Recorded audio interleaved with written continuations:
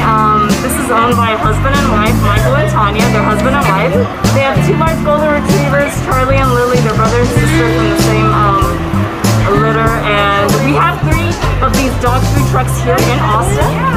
And we make fresh-made dog treats, all vegan, organic, gluten-free. We don't have preservatives or added sugars. So they're really high-quality treats, very healthy for the dogs. And the dogs really enjoy them, so it's like a win-win all around. Hey, could you show me the items that you have to offer again? Absolutely. So our signature items are wolf waffles. These are awesome. They come in like little animal-shaped faces. Again, we recently actually got trademarked on the name of the recipe. So oh, awesome. Yeah. Legit on those. So that's good. So you can only make them now. They're awesome. Then we have another treat, our breath balls. These are like popsicles for dogs.